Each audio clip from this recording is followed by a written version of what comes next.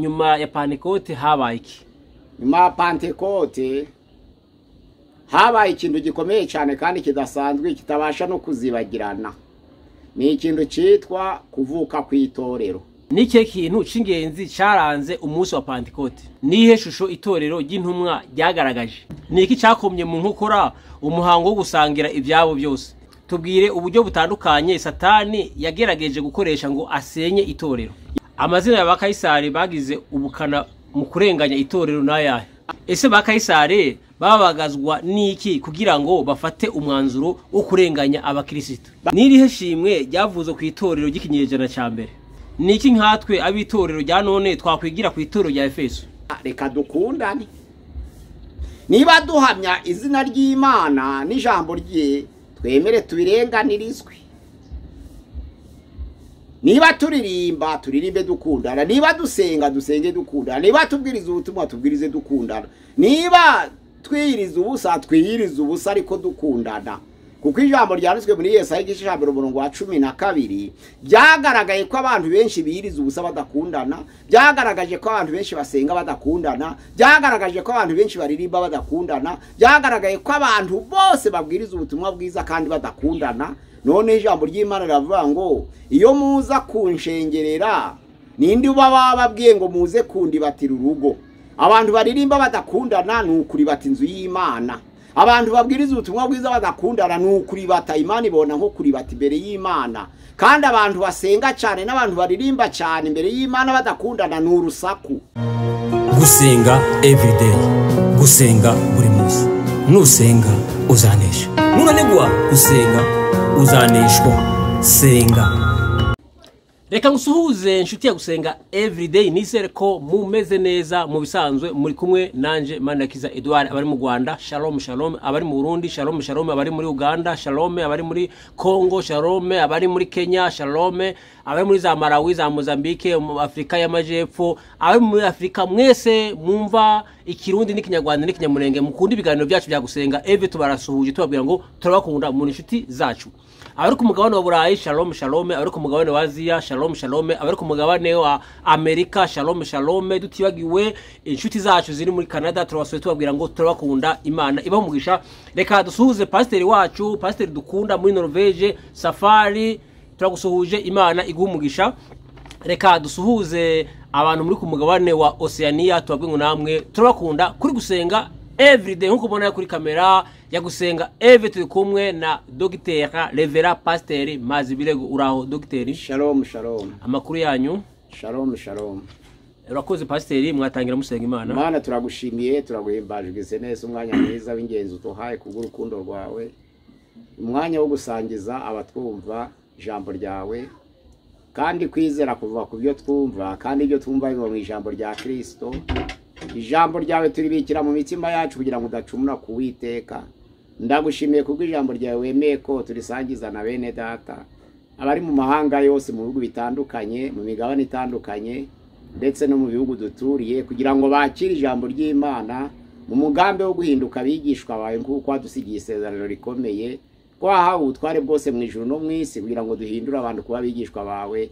Turi imbere yawe rero, umugambi urasohoye, tugiye gusangiza bene data ijambo rihindura kugira ngo bahinduke abigishwa bawe, mu izina rya Yesu Kristo umwami wacu, amena. Amena. Pasteur, ese nyuma ya Pentecote habaye iki?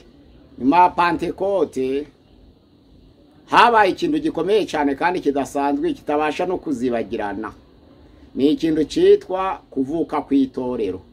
Ubundi itorero ryahozeho, ariko icyo gihe kwari ukuvuka mu buryo bugaragara, ariko ubundi ryabagaho nk'igicucu kuri kwari kugiye kuzahishurwa Yesu aje mu isi.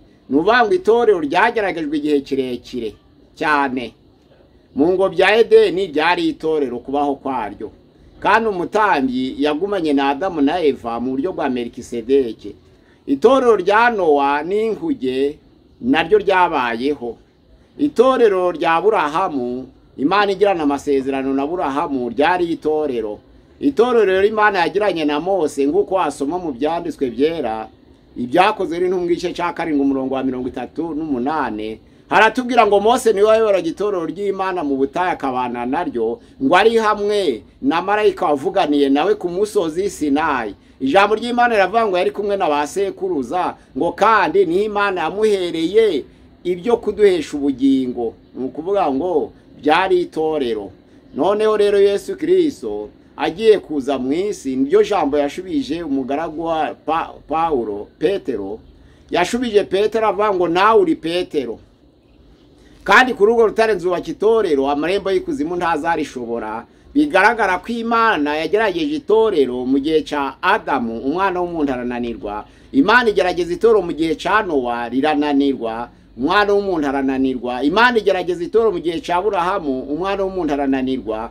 Imana igerageza itorero mu gihe ca Mose, arananirwa. Ariko Imana iravuga ngo ubwo Adamu na Eva bananiwe nk'abantu, Nowa akananirwa nk'umuntu, Aburahamu akananirwa nk'umuntu, Mose akananirwa nk'umuntu, ngiye kuryiyoborera. Nari wo mugambi w'Imana kwigira umuntu.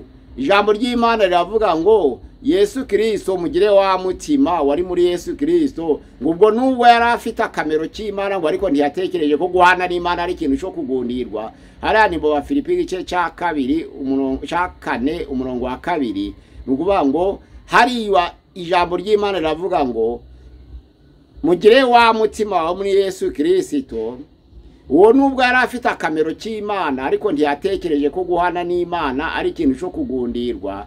Tubisoma mu Bafilipi 2 umurongo waho wa 4 kugeza ku murongo wa 11, kuko yisize ubusa. Yesu aravuga ngo ubwo ryananiye abantu ngiye kuryiyoborera, ubwo ni Imana yari yigize umuntu ishaka kwiyoborera itorero. Nizo mpamvu yabwiye Petero ngo amarembo y'ikuzimu ntazarishobora. Kuri urwo rutare nzubaka itorero kandi amarembo y'ikuzimu ntazarishobora.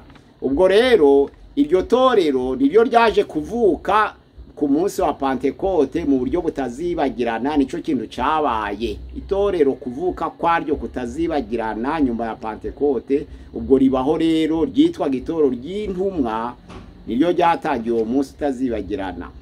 Urakoze Pastor. Nike kintu cingenzi cyaranze umunsi wa Pentekote? Ikintu cyaranze umunsi wa Pentekote ni ukuvuka kw'itorero. Itorero ryavutse ariko ryari risanzwe ririho. Urakoze.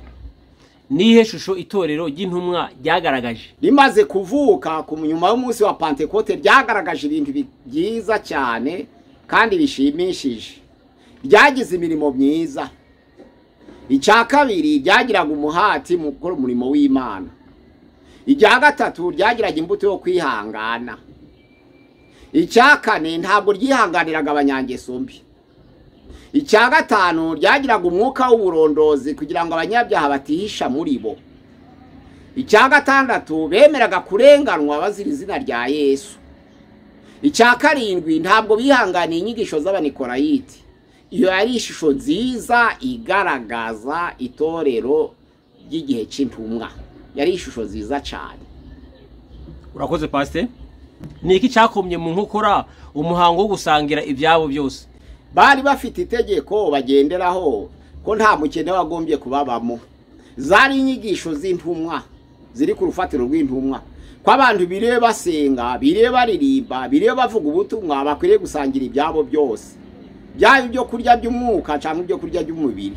Baba bagiye kugabura bakaba ari hamwe, ijambo ry'Imana bakaba hamwe, amasengesho bakaba hamwe, n'igihe ibyo kurya by'umubiri nabyo byaza bakaba hamwe. Ariko icyo gikorwa cy'urukundo bita repa agape cyazaje gukomwa mu nkokora n'ikintu cyitwa cy'ibintu bitatu. Habaga amoko mu itorero, Abagiriki n'Abayuda. Abayuda nibo bari nyobozi, Abagiriki bakaba benshi mu itorero. Igihe cyo gutanga amaturo bagafatanya no kuzana ibyo bagafatanya. Ariko usomye ibyakozwe n'intumwa igice cya 6, haba ikibazo gikomeye cy'uko abapfakazi bo mu Bagiriki bacikanirwa ku igerero ryateguwe n'itorero. Ubwo haza ikibazo c'amoko. Icyo kintu kiza gukoma mu nkokora cyane gica intege Abagiriki basengaga. Icya kabiri, mu itorero habaga abakire n'abakene, kandi bagomba kuzana ibyabo byose, kandi hari batagira ibyo kuzana. Bamara kubigeza ku rusengero, babandi batagira ibyo kuzana nibo baryaga cyane. Biza kubabaza abakire babizanye, baza kuzinuka kuko abakene bazaga mbere, bakabitobatoba noneho abakire baza aribo babitanze bagasanga byangiritse rimwe bakabitsibuka. Nizo mpamvu abakire benshi bigiriye inama yo kugurisha bakagabanya kugira ngo batayajanira abakene yose. Iyo havuye ikibazo cy'Abananiya na ba Safira bakagurisha babona amafaranga ari menshi, kuko hari abazaza ubusa bakanga kuyajana yose bakayagabanya kugira ngo inzererezi z'itorero zitaza kubiryaho akanyesha ariko bakaraje naco kiza gukomwa mu nkokora intego nyamukuru y'itorero. Icya gatatu, mu itorero haba ikintu cy'ubujura n'abatekaga ubwabo batangira kuja babyiba babisubiza iwabo mu rugo, kandi byari bigendewe abitorero. Uwari ukijijwe wari wakiriye Yesu Kristo nk'umwami yagiraga umuryango badakijijwe, ariko akabazi ko baburara yaba afite inshingano yo guteka uwo munsi akabigabanya akabijanira abimuhira. Ibyo bintu ko ari bitatu byakomye mu nkokora inshingano ikomeye itorero ryari hari ryo gusangira. Murakoze cyane. Tubwire uburyo butandukanye Satani yagerageje gukoresha ngo asenye itorero. Yaragerageje itorero rimaze kuvuka ku munsi wa Pentecote, yarabonye rifite umurava, abona ko agomba gufata ingamba zo guhangana naryo. Yigira inama yo guteza akarengane. Usomye mu gice cya 4 cy'ibyakozwe n'intumwa, yateje akarengane gakomeye, kandi akarengane kakava mu madini y'ibigugu, ariryo dini ry'Abayuda ryari rikomeye ico gihe. Ijambo ry'Imana riravuga ngo abatambyi n'umukuru w'urusengero n'abasadukayo bari abantu bakomeye mu idini cyane. Abo bantu nibo bagiye imbere y'abakoraga akarengane barenganya abanyetorero kandi n'abarabanyedini. Abo bantu Satani akoresha rero izo nzira zo kubarenganya, baricwa. Na nico gihe cha Stefano aricwa, n'abandi bakristo bico gihe bari bafite umurava baricwa.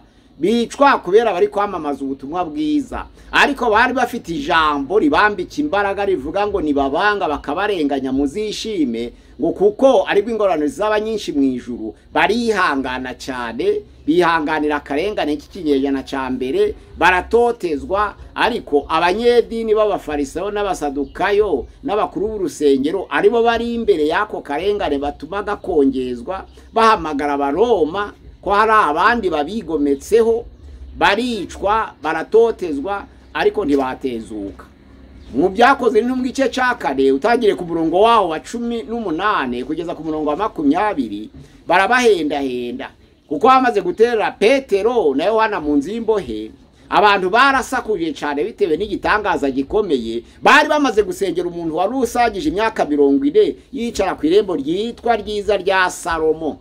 Abantu baratangara, binjiye mu rusengero simbuka bagira ibineza neza, ariko abakuru b'urusengero n'abatambye babona ko bataye icubahiro, barabagambanira, barabafata, nabo babarega ku Baroma ngo babatse icubahiro cyabo. Barabinginga, barabahenda ati nyabuna muvuga ubutumwa bwiza aho mugeze hose, muvuge ngo Imana irabakunda, mureke ibyaha by'ubwoko butandukanye, mureke ubwicanyi, mureke gome, mureke ubusambanyi, mureke ingeso mbi, mureke ububeshi, ariko mutubabarire twumvikane, mwe kuvuga ngo mu izina rya Yesu. Petero na Yohana barabasubiza bati ntabwo twabasha kwiyumanganya ngo tureke kuvuga iyo twabonye kandi twumvise. Ako mukuyeho ko kuvuga ngo mu izina rya Yesu.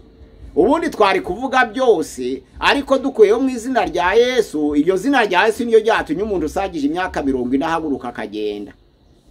Kumukuraho rero ahubwo twakuraho ibisigaye tukagenda tuvuga ngo mu izina rya Yesu gusa.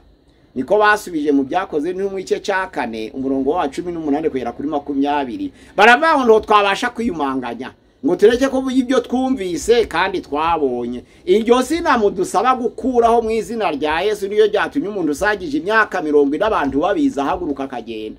Ntabwo twari kuraho rero. Bahitamo urupfu no kurenganywa.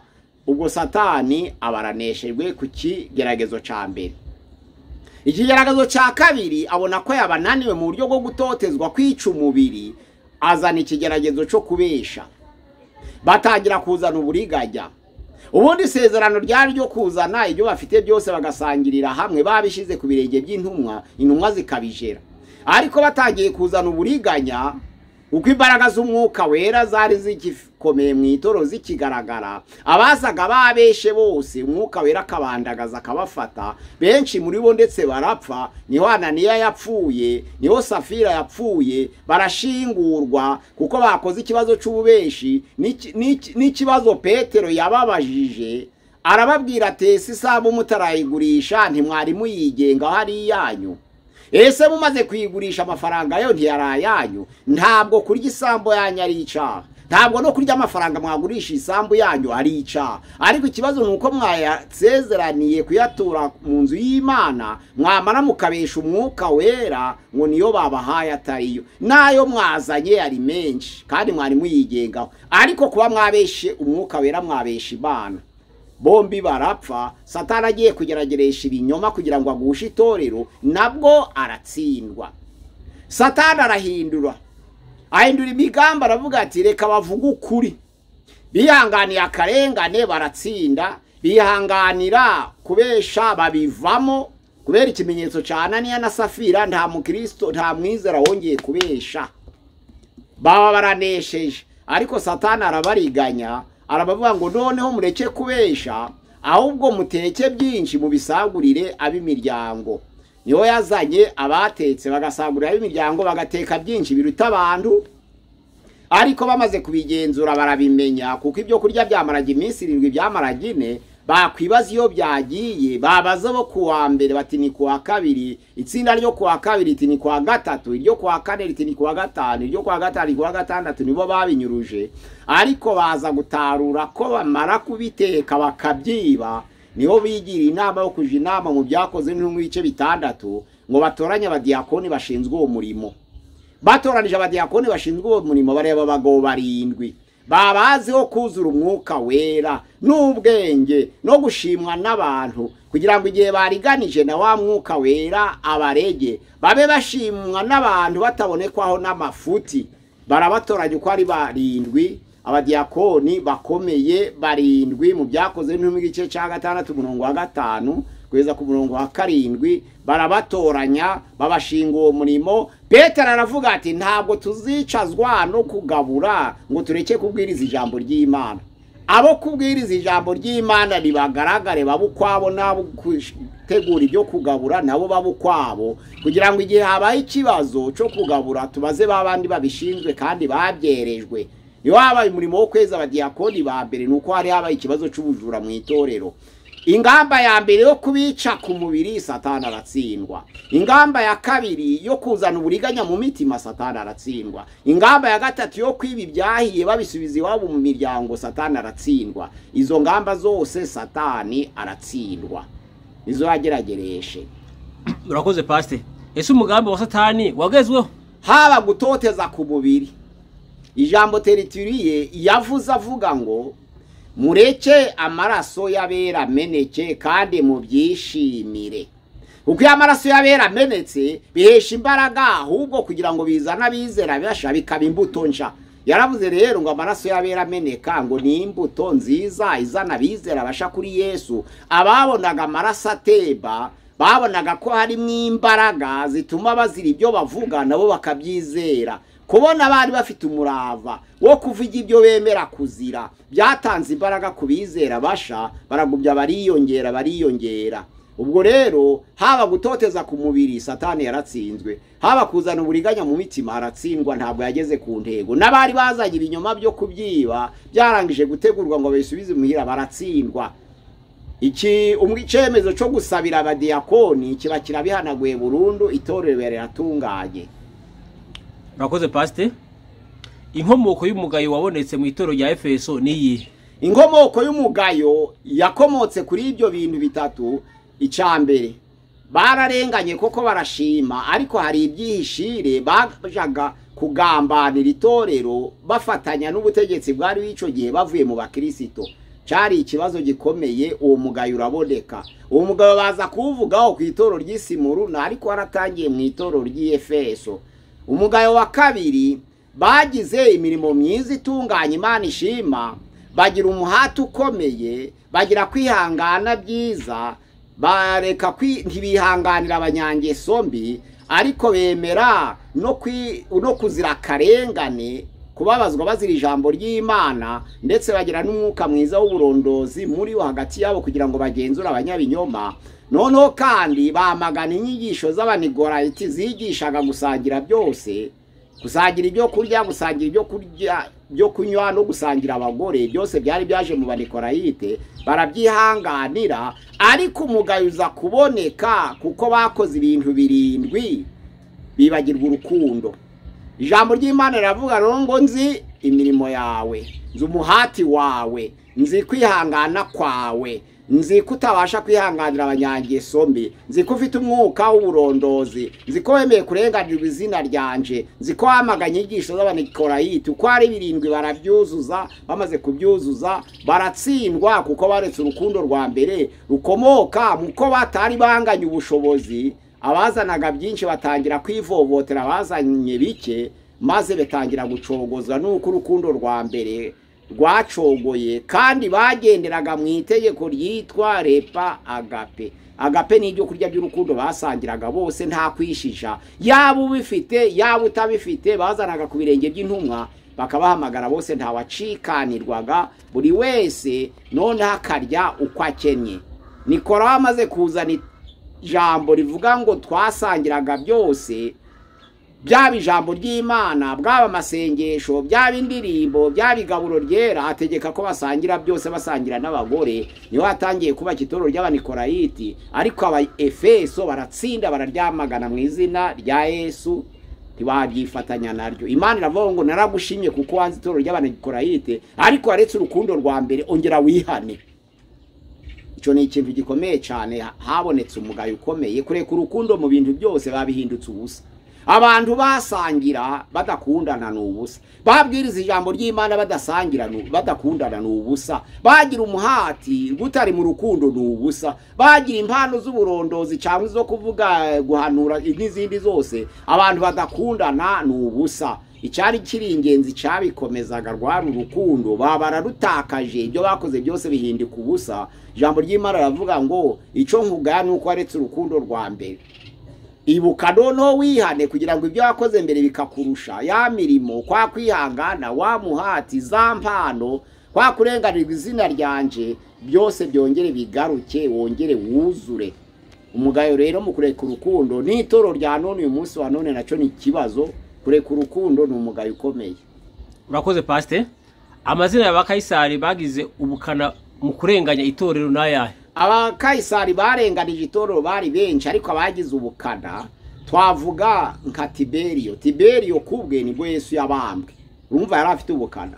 Umuntu wazamutse akagira no kubamba umwami watumwe n'Imana yari afite ubukana. Claude watanze itegeko ngo abayuda bose batuye mu murwa w'i Roma bicwe, byakoze n'intumwa 18. Ari Tiberio ni Luka 3. Claude yari afite ubukana cyane, yarategetse ngo abayuda bose batuye i Roma mu murwa bicwe. Hari ku bwa Kayisari Claude yari afite icyo gihe bisha abayuda cyane benshi. None undi wari ufite ubukana ni Nero, wemeye gutwika quartier igice kimwe cy'umurwa w'i Roma ngo abeshera abakristo. Niwe wabambye Petero amucuritse, niwe wicishije Paulo. Urumva yari afite ubukana bukomeye, akora akarengane gatandukanye. Babambaga abantu ku misaraba, bakerezaga abantu inkero, batwikishaga abantu amavuta, bicishaga abantu inkoni, babajugunyaga mu nyamaswa z'inkazi. Abo bose barihangana kugeza ubw'itoro ryaje kwinjira muri Simuruda. Hari abagerageje kwihangana, ariko Nero ubwo buryo bwo kwica butandukanye, bwaba ubw'umusaraba, bwaba ubw'inkero, bwaba ubw'inkwi zaka, bwaba ubw'amavuta, bwaba ubw'inyamaswa z'inkazi, icyari cyo cyose barakibicishije, ariko itorero ntiryacogora mu karengane. Ahangaha rero wari ukaze wakurikiyeho n'uwitwa Vespasiye, wategetse umuhungu we Titus aramukuru y'ingabo ngo batwike umurwa wa Yerusalemu kugira ngo basibanganye burundu ahantu hose hakomokaga ivuga butumwa. Nibamara gutwika Yerusalemu, kuko nico kigega civuga butumwa, baracogora, barahagarara kugira ngo noneho ibyo bifuza babigereho. Ariko ntaho byabaye, batwitse Yerusalemu, ariko abavuga butumwa ntibashira. Undi wari ukomeye ni murumuna wa Titus witwa Domitiani. wategetse ko bica abakristo bagahungira mu kirwa c'Ipatima mu gihe ca Yohana, baza kurokoka kuko bari bahunze, ariko yari afite ubukana bukomeye kuko abahunze nabari barokotse, ariko abasengaga Imana barishwe mu gihe ca Domisiyani. Undi wari ufite imbaraga ni Taraja, yakoze akarengane k'imyaka 2 kuko yayoboye kuva muri 98 kugeza mu 117, ariko iyo myaka 2 yakoze amahano akomeye cyane. Yisha abakristo, arabatoteza, abanyaga ibyabo, ababoreza mu nzu y'imbohe, ariko abakristo ntibacogora kugeza ubw'itoro ry'Isimuruna ryaje kuvuka. Ariko Taraja nawe yabaye mubi, Tiberi yabaye mubi, Claude yabaye mubi, Nero yabaye mubi, Vespasi yabaye mubi, Titus yabaye mubi, Domitian yabaye mubi, na Taraja yabaye mubi. Abandi bari favorable ku itorero, byibuze bacaga bugufi bakaregeza korohera itorero, ariko abandi barigizeho ubukana, ariko ntabwo babashije kurisenya kuko ryayoborwaga na Kristo. Bari mu isezerano rivuga ngo nanje ndavuze ngo uri Petero, kandi ku rugo rutare nzubaka itorero, kandi amarembo y'ikuzimu ntazarishobora. Nuvuga ngo yari yarangije kurishira ku musingi wa Kristo Yesu. Ba Kayisari ntibagombye gusenya itorero, barananiwe. Urakoze Pastor. Ese ba Kayisari babagazwa niki kugira ngo bafate umwanzuro wo kurenganya abakristo? Barababaraga cyane. Uzomye byakoze n'umwa 4 ayo magamba hari. Haravuga ngo abatambyi, umukuru w'urusengero n'abasadukayo bababazwa cyane nuko intumwa ziri kwigisha ko kuzuka kw'abapfuye kwabonetse kuri Yesu, kandi bihangange by'ico gihe byose nta wari warazutse. Mose ntabwo yazutse, Aburahamu ntabwo yazutse, Nowa ntiyazutse, Adamu ntarakazuka. Abo bose bari birangirire bakomeye, ntabwo bahuye n'umuzuko. Ariko intumwa za Yesu Kristo zirigisha ngo kuzuka kw'abapfuye kwabonetse ubwa mbere kuri Yesu Kristo. Babona ko Yesu abaye igihangange. Babonye abaye igihangange barababara cyane. Ijambo ry'Imana rivuga ngo abatambyi, umukuru w'urusengero n'abasadukayo bateranira hamwe biga inama yo gutekereza kuri ayo magambo, ko abantu bagiye kubona Yesu agiye guhabwa icubahiro kubarusha. Biragenda bite? Uwo muntu bavuga ibitarabaye ku bandi nani kimwe na n'uyu munsi wa none. Nibikomerezwa by'amadini uyu munsi wa none ntabwo byazutse, ariko Yesu yaravutse. Mahome ntabwo yazutse, William Mire ntabwo yazutse, na Martin Luther ntabwo yazutse, na Madame White ntabwo yazutse, na Joseph Smith ntabwo yazutse, na Charles Taze ntabwo yazutse, na William Mario ntabwo yazutse. Nuvuga ngo Mahome w'Abisilamu ntabwo yazutse. Martin Luther watangije abaporosaza n'amavugura ntabwo yazutse. Nta na Papa wazutse. Charles Taze ntabwo yazutse w'aba Yehova. William Mirere w'Abadventiste b'icumweru ntabwo yazutse. Madame White w'Isabato ntabwo yazutse. Mario Branham, William w'aba Branham abafurera Anglise ntabwo yazutse. Nukuvuga ngo ibyo bihangange byose byatangije amatorero, da Joseph Smith w'aba Mormon ntabwo yazutse, na Muni w'itoro ry'umwe bw'isi ntabwo yazutse. Ariko Yesu kuko yazutse, abantu bababazwa cyane nuko hari icamubonetseho kitabonetse ku bandi. Mose niba atarazutse Yesu akazuka, byari bibabaje cyane abayuda. Bari barashize ibyiringiro muri Mose cyane nk'umucunguzi wabo. Na n'uyu munsi wa none abayuda batize Yesu Kristo baracaha icubahiro Mose, ariko abayuda bemera Yesu Kristo bavuye kuri Mose baza kuri Yesu. Nuvuga ngo bavuye ku giti baza ku muntu, ku muntu utarazutse ni nko kuva ku giti ukaza ku muntu, umuntu nuwazutse nyine. Yesu Kristo yarazutse adusigira icitegerezo kugira ngo tugere ikirenge muke. Narizo mpamvu umuzuko w'abera uzaba igitangaza ku mahanga yose yo mwisi. Nuko Yesu yazutse akaba yaradusigiye icitegerezo kugira ngo tugere ikirenge muke. Aba ibihangange byo kwisi byose, yewe na Ebare Mbonge yasezeraniye abantu ko azazuka ku munsi wa 7 yarapfuye. Yari umubishope w'Kinshasa 1987. Yarahamagaye aravuga ati ubu ngubu ngiye gupfa, ariko igihe nzapfira sindamenya neza umunsi, ariko nzapfa banshingure ku munsi wa 7 nzazuka. Barategereje abera be cyangwa se abakiri abayoboke be kugeza ku munsi wa 7. Babonye atazutse baravuga bati burya kuzuka kw'abapfuye kwabonetse kuri Yesu gusa. nta wundi kuzuka kw'abapfuye kwabonetseho ahaba ibitangaza bigumana n'abizera ngo ngibi. Lazaro yarazutse arongera arapfa, utuko yazuwe na Paulo arongera arapfa, Dorokasi yazuwe na Petero arongera arapfa. Abyo byari bimenyetso bigumana n'abizera. Ariko umuntu wari ufite ubugingo akazuka atanga ubugingo buhoraho ni Yesu Kristo bwabonetseho.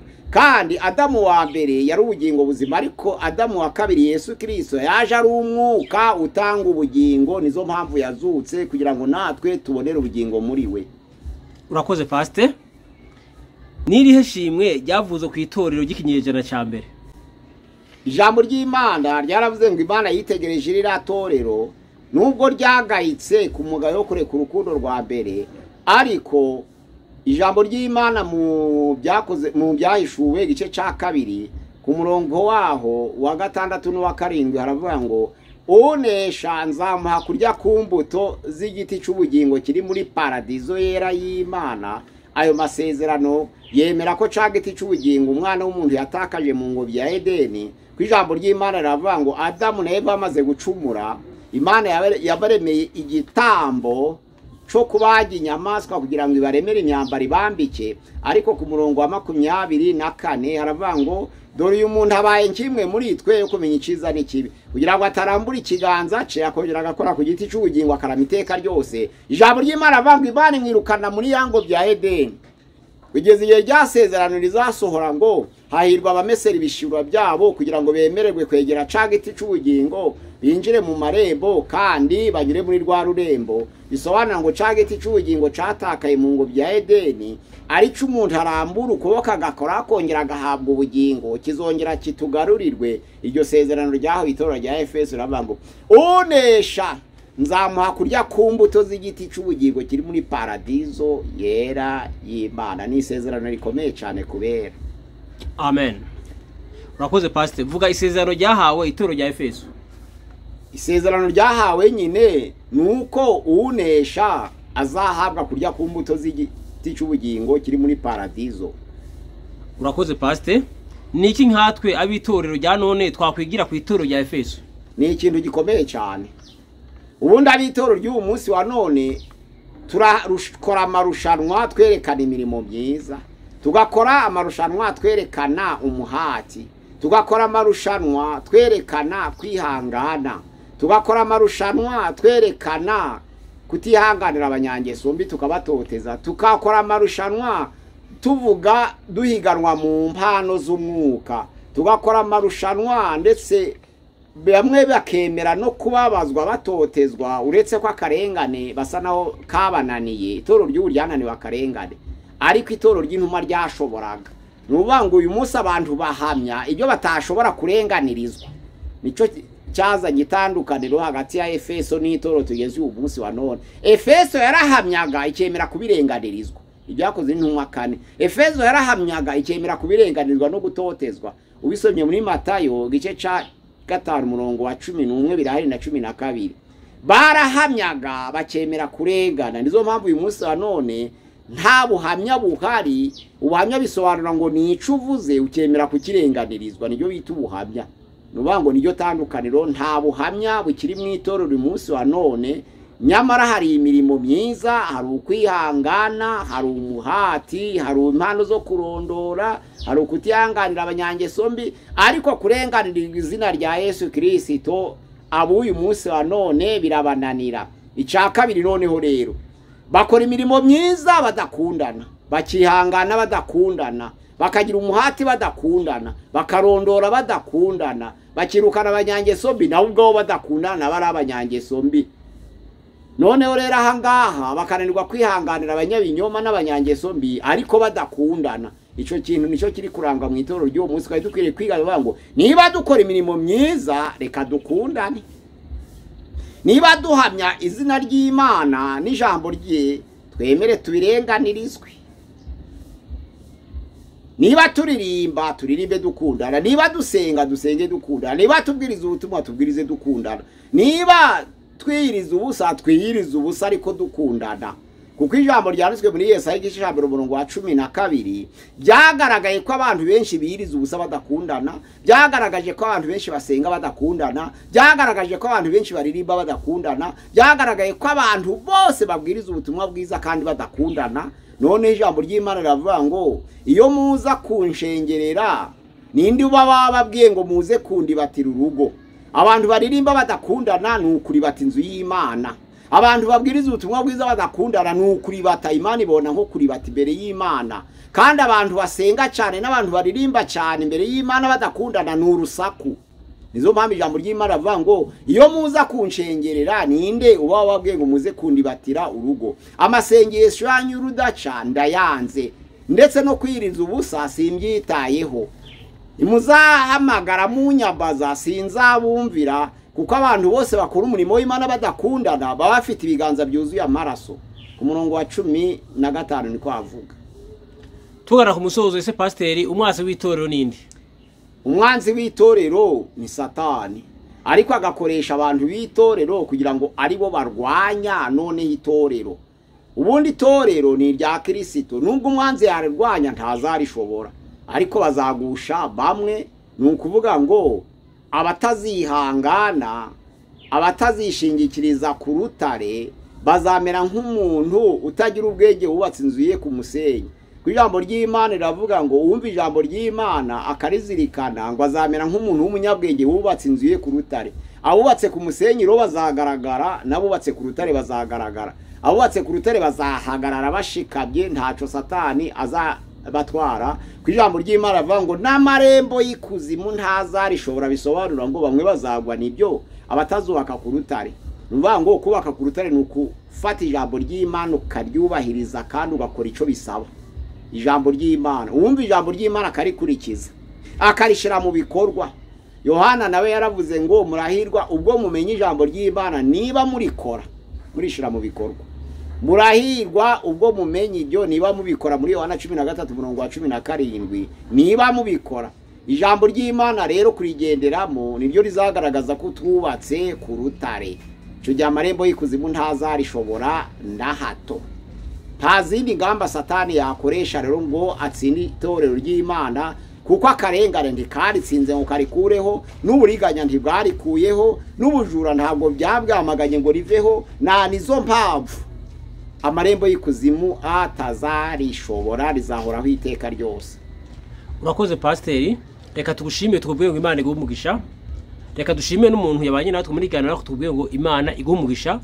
Reka dushimire umuntu wakoze subscribe cyangwa ukoze sabone. Nawe ushobora gukora ubwa mbere ugeze kuri gusenga everyday, tugusaba kanda subscribe cyangwa ukora sabone kugira ngo uzazubone ibiganiro byacu bitakugoye.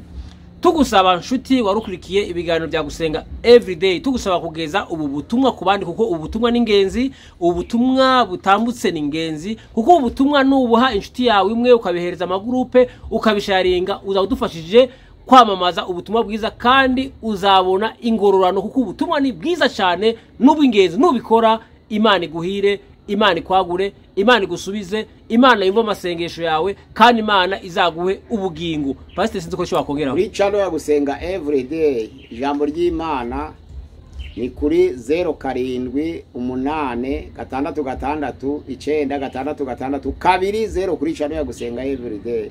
07866966 kuba dukurikira. Muhabwe umugisha ku isi yose mu izina rya Yesu. Amen. Reka tubashimire rero, tubabwire ngo Imana ibahugusha.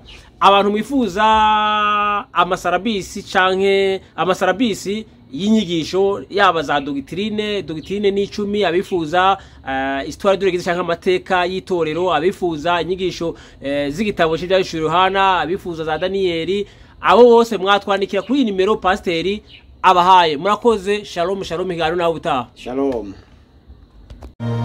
Gusenga everyday, gusenga buri munsi. Nusenga uzanesha. Nunanigwa gusenga uzaneshwa. Senga.